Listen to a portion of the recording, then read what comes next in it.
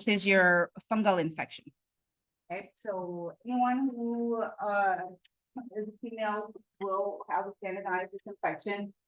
The pregnant woman is more prone because they urinate a lot, right? So when they're urinating a lot, kind of irritates the vaginal canal area, and also, if you recall, there's a high glucose in their blood, right? What hormone again is that causes that? There's two of them. One starts with a P, prolactin, and the other one is HPL. Very good. So those two, because they decrease insulin sensitivity and increase insulin resistance, they could increase the blood sugar. And so if the mom is urinating a lot of sugar, it changes the alkalinity of the vaginal canal. So then it allows for more growth of fungus, which is the candidiasis. So what is a sign and symptom of candidiasis? They will have vulvar and vaginal pruritus. What is pruritus? Itching. Pruritus is itching. So people with candidal infection, they have severe itching, like so severe that they have to scratch uncontrollably. So imagine that happening to their perineal area. Okay, so it says in there's painful urination. It's not because there's an infection in the urethra, it's because they've been scratching that whole area, and so it kind of burns in the urine. Okay. Cottage cheese-like secretion is also common. It looks like cottage cheese because of the candida in there. So as far as most common treatment, outside of pregnancy, there's actually a pill, like one-time pill that they can take, which is fluconazole. However, that's a teratogen. So they can't, if they're pregnant, they can't take that. So what they would have to resort to is just the OTC, means over the counter. So an OTC for Tramadol, which is either a vaginal suppository cream or a topical ointment in the perineum. Okay, what's that word? Clotrimazole, CLOTR, Okay, so that's common. We just have to basically just promote measures that will maybe decrease the itching. Some articles have said that eating yogurt because of the probiotic or taking a probiotic kind of balances out the normal flora and decreases the risk of candidal infection. So that's something that they can also do. The other type of infection is your parasitic infection. So trichomonas, that is an STD. Okay, so trichomoniasis is an STD. It's caused by the parasite Protozoan Trichomonas vaginalis. So some signs and symptoms with most of these, you're going to see discharge, right? If it's a vaginal infection, you're going to see some kind of ring. With trichomonas, it may be yellow-green discharge, and it actually stinks very, very badly. I've had patients describe it as, something's actually rotting in there, and it literally smells like that. You vomit the smell, but yeah. Anyway, so there will be dyspareunia. What is dyspareunia? So dis means either difficulty or pain, right? So this is pain during intercourse. Okay, so they will have pain during intercourse. What is dysuria? Painful urination. So this is burning, painful urination. So the reason for the dyspareunia is because not only is the vaginal canal inflamed, their cervix is also inflamed. So when we do a vaginal exam where we're using a speculum, you can actually see what's called a strawberry cervix. And what that is, when we look in, you see the cervix, it has like petechiae, and it's very inflamed. It has like these red dots. That looks like a strawberry. So that tells you, okay, there's a very bad inflammation in there. Okay. And there is a vaginal infection. So how is this treated? the patient is gonna get, Flagyl, metronidazole. Again, the problem with this is you can't give this in the first trimester because it's a teratogen. So, the patient may, get a different antibiotic that may not be as effective, or they're just gonna wait it out. Anytime you guys are giving Flagyl, metronidazole, the patient cannot, take any alcohol, and not just like alcoholic drinks, but even like cough syrup that has alcohol. Have you heard of antabuse? What is antabuse? Right, so if someone is alcoholic, sometimes they'll get a medication called antabuse, sulfurin, right? So sulfurin is given to alcoholics to deter them from drinking, because every time they drink, they will vomit, they will get really, really sick. Flagyl has a sulfurin-like effect. So if a patient is taking Flagyl and they take in something that has alcohol, they will get extremely sick, they will vomit.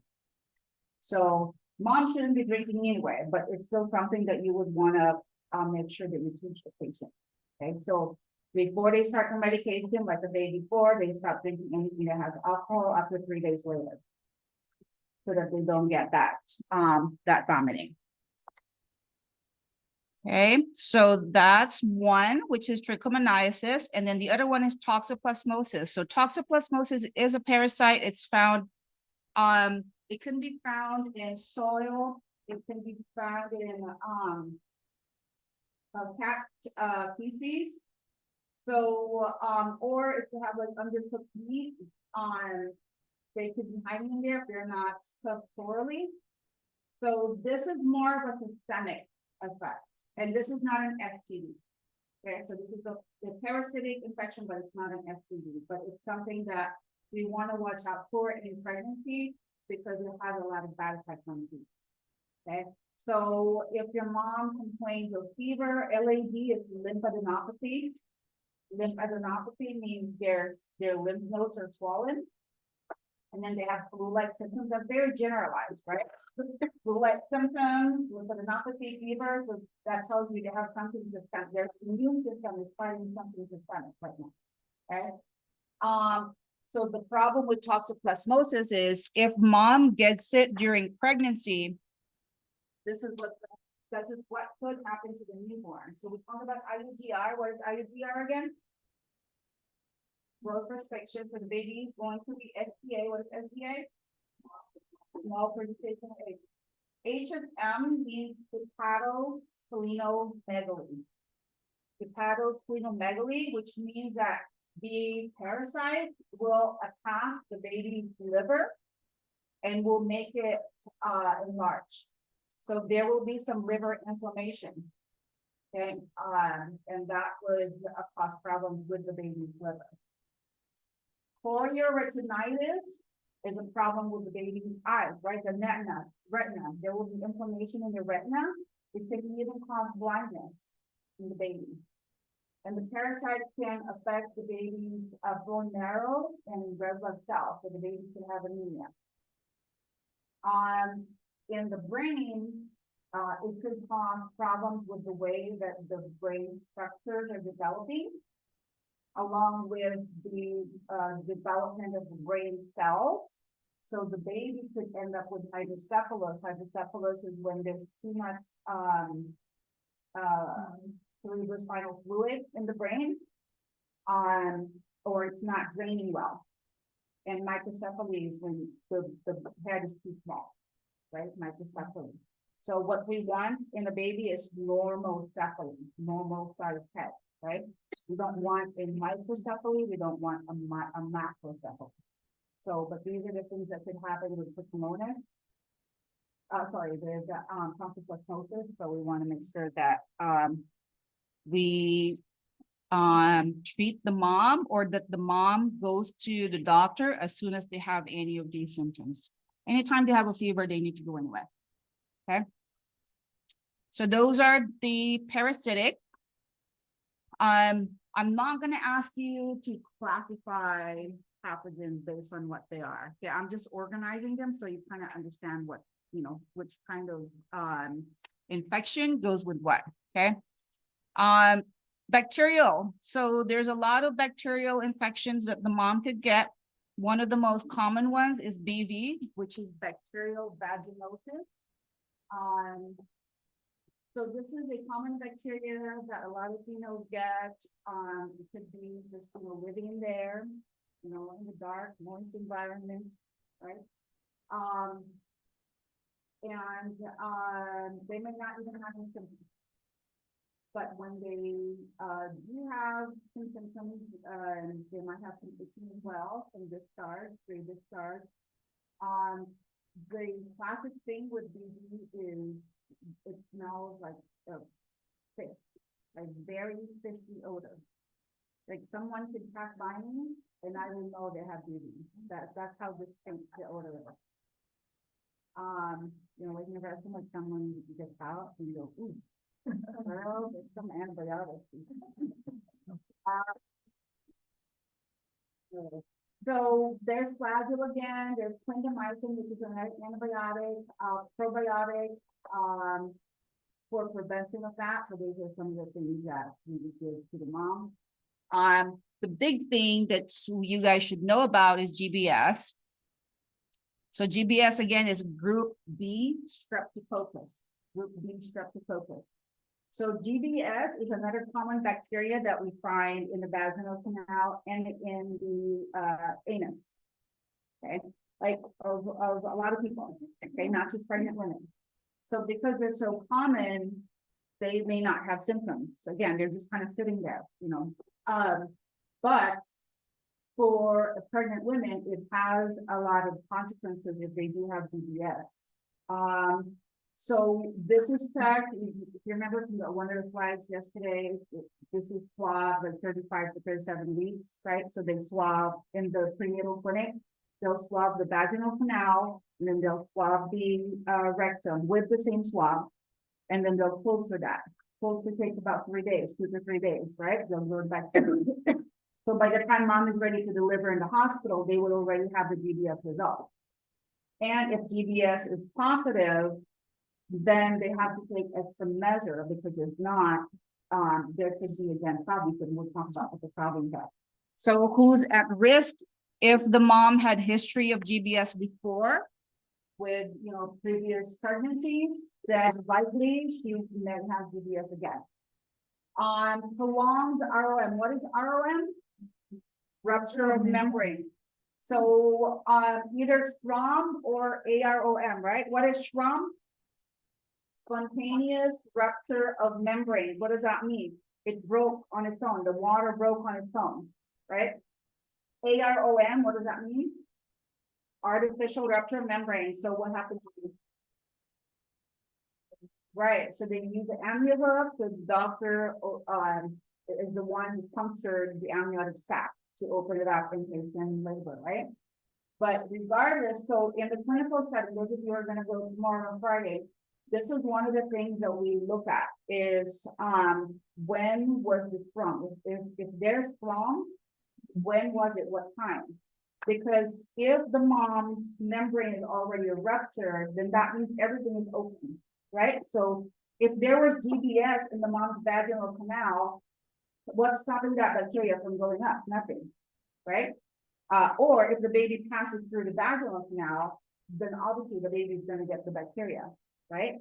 So it's very important that we monitor their temperature, their vital signs every 2 hours, or if more frequently if the facility wants you to. But you want to know what kind of trauma is, because the longer that is, the higher the risk of all of the infections. So, and the baby, if this was happening, and the baby is affected, it can have some complications as well. So who else is at risk? If the mom has preterm delivery, and mainly because they may have not checked for GBS before, because it's preterm, right? If she didn't reach 35 weeks, so she hasn't been checked for GBS, and then here comes the baby coming out, then of course, there will be some infection. Use of intrauterine fetal monitoring. So in the hospital, you guys will see like a couple of, tools that they have. So, fetal monitoring that's intrauterine means that they'll put a tube, inside the cervix and put it by where the baby's at to monitor the baby's heart rate, and the contractions. So in order to insert that, they have to go through the cervix into the open, amniotic area. So the more that you're introducing, instruments into the cervical canal, then the more there's a high risk of infection. Maternal fever of 100.4, that is what we don't want. Again, because there will be other complications. So it could lead to preterm labor and delivery. You're gonna hear this a lot, chorioamnionitis. So this is the infection that we're trying to prevent. So if they have a GBS and now they have phlegm, they could get chorioamnionitis, which is the inflammation infection of the amniotic sac. Okay. That could lead to a bigger infection, that could lead to maternal sepsis. That could lead to UTI for the mom. Now, if the baby passes through that birth canal without any treatment, the baby can get pneumonia. PNA is pneumonia. RDS is respiratory distress syndrome. So the baby can get pneumonia and can get respiratory distress syndrome. The baby might even end up in the NICU, neonatal ICU. Okay, if they especially if they're preterm. The baby can get sepsis, and if they have a respiratory infection here in this area, the meninges are just right there, covering the brain. It would spread to the meninges and cause meningitis. So the baby can get meningitis as well. Okay, PP is postpartum. So postpartum, if the mom has GBS, it could infect the inside of the uterine system, causing endometritis. And endometritis may lead to postpartum hemorrhage. Okay, they might have a lot of bleeding, they're gonna have a lot of pain, they're gonna have fever, again, could lead to maternal sepsis still. Okay, so what do? So if mom is positive for GBS, by the time that they're gonna deliver the baby, they're gonna give the mom some antibiotics. Okay, so this is gonna be so this is just what commonly would be given. There's, a hospital will have it as treatment, but it's usually a penicillin antibiotic. If they're allergic to that, it could be something else. It could be a cephalosporin, it could be a fluoroquinolone, so depending on what the doctor would want. But what's important is that you find out if you're GBS positive, so that they can prepare for it before the baby actually comes out. Okay. Question about that? Yeah, which is they're both penicillin class. So they could give, depending on the doctor, maybe a fluoroquinolone, maybe a cephalosporin, maybe a penem if it's really strong. So something else aside from penicillin. Okay, next one. So GBS is the most common. So remember GBS, word association, chorio, right? Chorioamnionitis, okay? So we will give penicillin and monitor the temp Q 2 hours. Chlamydia, so chlamydia is an STD. Chlamydia is almost always coupled with gonorrhea, and they are so similar that they're tested at the same time, gonorrhea, chlamydia. You can test them by swabbing the vaginal canal or by urine. So mom could, you could collect sample of the urine and get that. So if the mom didn't get any prenatal care, then when they are admitted to the hospital, they should be screening for all these, especially if it's going to be a vaginal delivery. Okay. So the symptoms are pretty similar. Same with dysuria, right? Increased urination. What is postcoital? After sex, right? So after intercourse, they will have some bleeding because there's inflammation in the cervix. Okay. There might be some gray, again, discharge, gray white discharge, mucopurulent discharge. So as far as treatment, so there's a couple of treatments. Doxycycline is actually the most effective, but again, this is one that is contraindicated in pregnancy because of teratogenic effects. So the mom may get azithromycin, which is kind of like Z-Pak, if you've ever received a Z-Pak, right? Azithromycin is the medication in Z-Pak, or amoxicillin, or and then for the baby, if let's say, you know, the baby's already in the vaginal canal, right? This mom didn't get any prenatal care, it's too late now, baby's coming out. When the baby comes out, they are gonna get erythromycin ointment. Now that has become a standard. So now, even if the baby was born C-section, they still get an erythromycin ointment because you want to avoid ophthalmia neonatorum. Ophthalmia neonatorum is a condition where the baby could become blind from a chlamydia infection. Okay, so the baby can get chlamydia if they pass through the vaginal canal.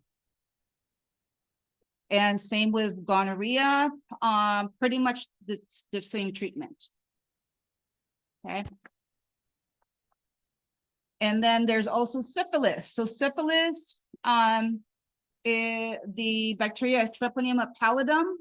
There's different stages of syphilis, depending on when the mom was exposed to it. So the primary stage, so initially, the mom will get some canker sores. So those are like open sores, not in the mouth, but on the skin as well. Okay, so they get like these lesions, okay, that may look like herpes, or they may look like monkeypox. And then more commonly, because this is an STD, they might get it in the perineal area. And because the inflammation is local in the perineal area, they might get lymphadenopathy, right? LAD in the inguinal area as well. So their lymph nodes on their inguinal area will be swollen. So that's the primary stage. So if mom ignore that, and then it goes into the secondary stage, that's where they get the rashes on the palms and the soles of their feet. Okay. So again, you know, that's kind of hard to ignore, but you know, there are patients out there who may be suffering from homelessness, who may have a occupation as a knife entertainer of some sort. You know, it's hard to tell them to go to the clinic because they have like the thing that they're doing. Anyway, so they ignore that. Tertiary stage, now it's in the system. So now it's damaging organs. This takes years before it gets into the tertiary stage. I'm like, is there a notice? How come you're the only one getting a notice? So then it could cause blindness, it could cause chorea, some uncoordinated muscle movement. So this is later on. Unless again the mom is presenting already with tertiary stage syphilis, because she never got treatment for it. So in the newborn, if the newborn has first stage syphilis, so the newborn's gonna have lesions. I'll show you a picture in a minute. So again, they'll have problem with the liver, hepatosplenomegaly, right? There will be inflammation in the umbilical cord. We're gonna have nasal discharge, inflammation of the bone. And if this was in the third stage, so they could go deaf, sensorineural hearing loss. Their cochlea will be destroyed by the syphilis bacteria. So this is how a baby might look. So hydrops fetalis, look at that, is this baby right here. So You might see that term actually, I think ATI talks about 5-drop fetalis, which is a fetal demise syndrome that looks like that, from congenital syphilis. So they might be born with these, rashes right here. They might have, these types of rashes, or here, the palmar rashes. And again, hepatomegaly, we talked about that, and problem with their bones. Okay. So that's congenital syphilis. Treatment, same thing, penicillin. Again, with doxycycline and tetracycline, they're contraindicated because of the teratogenic effect. So you're going to cause more harm than good to the baby. So they will not get that. Just penicillin. Yeah. And, you know, again, if this was tertiary, some of this is irreversible.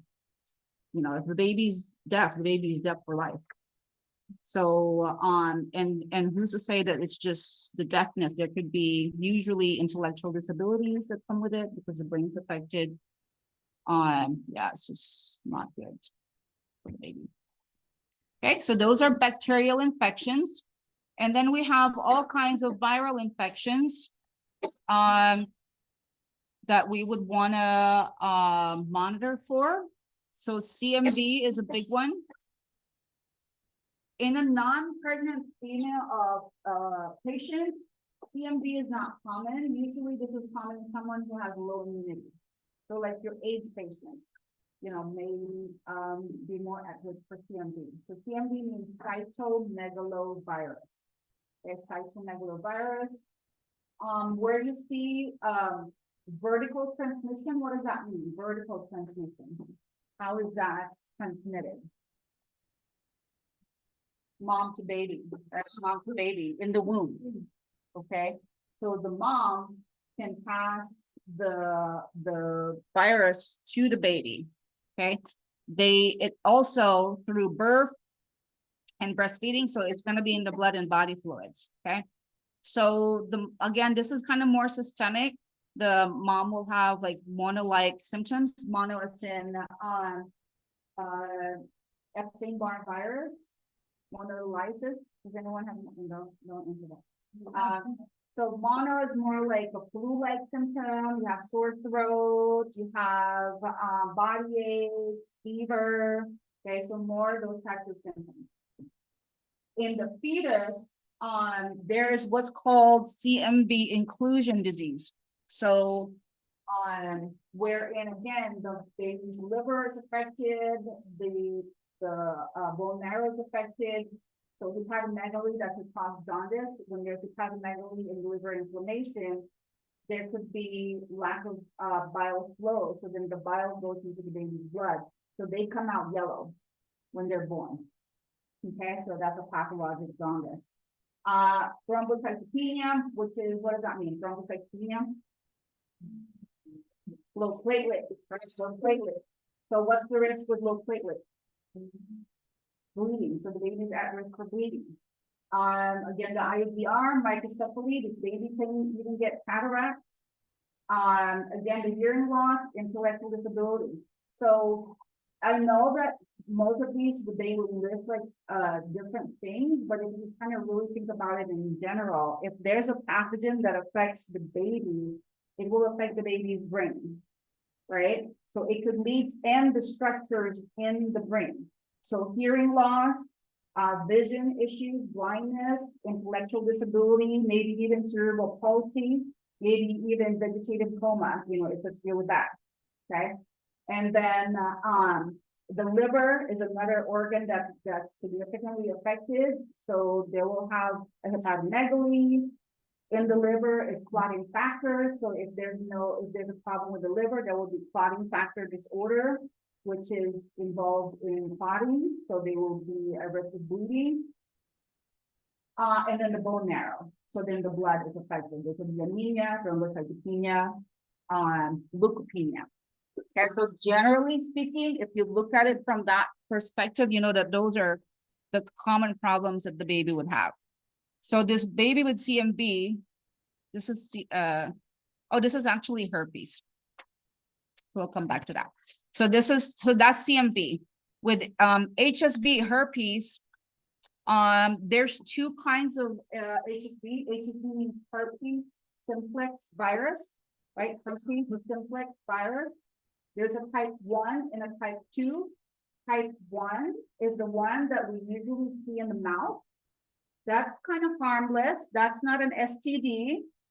Okay. But you know, if you had that, you probably had acquired it by sharing utensils or kissing someone who had herpes 1. Okay.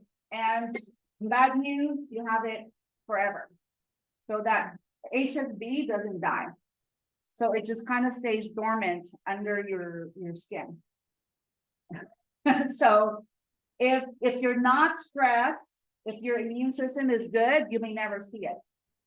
Okay, but the moment you get stressed, you lose sleep, right? Then you start having an outbreak. Okay, and then you can treat it with antiviral. HSV2 is the genital kind.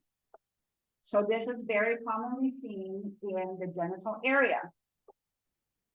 Now, there's no rule that says there can't be any HSV2 in the mouth, or there can't be any HSV1 in the genital area. You know what I mean? But commonly, that's, you know, if it's in that area, that's where it originated from. It's 1 and then 2. If the mom doesn't have any open lesions, or anybody who doesn't have any open lesions, they are not as contagious. Okay, so is it possible for a pregnant woman who have a history of HSV to deliver vaginally? Yes, as long as they don't have any open lesions. If they have any active lesions, they likely will get C-section. Okay, again, because of what it can do to the baby. So these again are a picture of someone with HSV. So same thing that we talked about, right? And this is, you know, even worse because it's viral. So they might have sepsis-like symptoms. It could cause hypotension, and baby could die from all that, you know, vasodilation, lethargy, and then they will have those things there. So treatment-wise, antiviral. So your VERSE, right? Acyclovir, valacyclovir. This is available either as a PO or for like HSV1 topical. Okay. So rubella is another virus that the mom could get if they're not vaccinated. So rubella is part of MMR, right? Measles, mumps, rubella vaccine. Okay. So this is German measles, and this and varicella, which is chickenpox, they're actually droplet infection. So what does that mean? Droplet infection. How can you get them? Yeah, sneezing, coughing, talking, singing, right?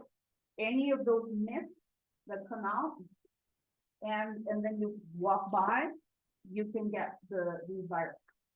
Okay, they're so strong that they could actually stay in the room for hours after the patient who's infected had already left. So that's why we have vaccines against them. So symptoms are more generalized, and again, we, as much as possible, would want the mom to have the vaccine before they get pregnant. So there might be some test questions about this. If the mom was not vaccinated, then we very highly suggest that they get the vaccine, the MMR vaccine, before they're discharged home after they deliver the baby. They cannot get the vaccine while they're pregnant, because this vaccine is not of a dead virus, it's of a weakened virus. So if they get the vaccine while they're pregnant and their immune system is low, they can actually get sick with rubella. And it could cause teratogenic effect, again, on the baby, okay? It could cause congenital anomalies on the baby. So we don't give it while they're pregnant. Before they get pregnant, they should get the vaccine, or if they didn't do that before they go home, okay? And they need to avoid pregnancy for 28 days, we'll just say a month after the vaccine. Again, because if they do get pregnant, it could cause congenital anomalies. Okay, so, these are patient teaching, very important, you might see them in test questions. Okay. So same with varicella. Now, the other thing with varicella, did anyone get chickenpox as a child here? Okay, a few people got chickenpox, not the vaccine, but actual chickenpox, right? Yeah. Okay, unfortunately for us, you now have the chickenpox virus in the nerve endings of your spine. And when you turn 50 or older, you can get chickenpox. So just don't get stressed out, because when you get stressed or your immune system is low, then that's when it's triggered. So so now that becomes herpes off. Okay, which is shingles. So shingles usually doesn't come out until you're older because your immune system is lower. But they're related. So in the babies, they can get varicella pneumonia. So if mom had chickenpox at the time that they were pregnant, and it's transferred to the baby can get varicella pneumonia, or most likely when the baby is passing through the vaginal canal and is kind of more exposed to the chickenpox virus. So same with rubella, when the sores are open, that's when they're most contagious. Okay, because they're basically emitting all of the virus from the open source. Okay. So just the baby can get pneumonia, or both mom and baby? The baby. The baby most likely will get the pneumonia. HBV, which is hepatitis B. So there's test questions about this as well. It may not be in this unit exam 1, but you might see it in the final exam. HBV is hepatitis B virus. HBV is acquired through blood and body fluids, right? Through vertical transmission, but also through horizontal transmission when someone gets it through intercourse, shady tattoo places. Maybe you went on vacation in the developing country and, you were adventurous and you got a tattoo there. You get Hep B. In Asia and Eastern Europe, there is a lot of Hep B that is undiagnosed. Because what happened is they may have ignored the initial symptom, which is like flu-like symptoms, like 2 weeks after you acquire it, and then it becomes silent while it's destroying your liver. So then there's a lot of children of people of Asian and Eastern European descent who didn't know they actually have Hep B until their liver is now acting up and they have liver cirrhosis. So it's transferred from mom to baby, sometimes unknowingly. So that's why we check for Hep B titer, or we give the mom a vaccine. For this one, it's okay to give the mom a vaccine while they're pregnant. Okay, so this one in COVID, it's okay to give, and flu, it's okay to give while they're pregnant, as long as with flu vaccine, you don't give the one that you spray in the nose, because that's also a weakened virus. It's not a dead virus. Okay, so no live viruses, basically, right, for pregnant women. So here might be the test question. So if mom, let's say, was positive, okay, and she's pregnant, if she has hepatitis B, you can't give her a vaccine anymore, right? Only if she's negative, you can give her a vaccine. And the vaccine is 3 series, right?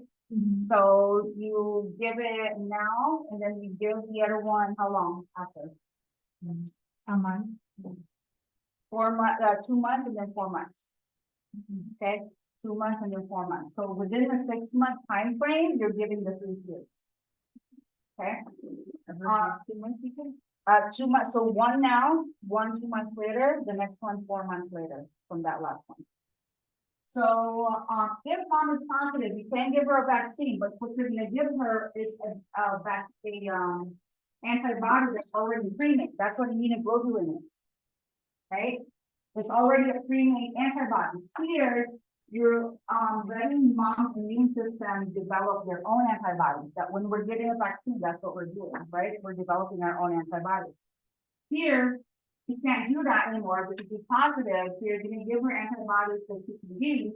And then when the baby is born, within 12 hours after birth, the baby should be getting their first vaccine. Okay, so within 12 hours after delivery of the baby should be getting their first vaccine. And then they should follow through with their pediatrician to continue with the series.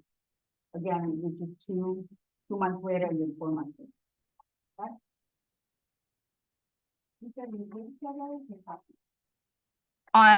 Sorry, it should be within 12 hours after birth. Okay, so parvovirus is another virus that can cause problems with the baby. So this is also called fifth disease. This is a hand to mouth contact. So, if mom has other kids who go to daycare, with their snot flowing, dirty hands, then it's very possible that they could carry parvovirus and then infect the mom. When the daycare kids go home. Okay, this is hand to mouth. This is the hand to mouth one. Hands up, this can also be transmitted transplacentally, so again, vertically from mom to baby. Okay, and we know about HIV. With HIV, it's actually most transmissible during delivery, because of the exposure of the baby to blood and body fluids. Okay.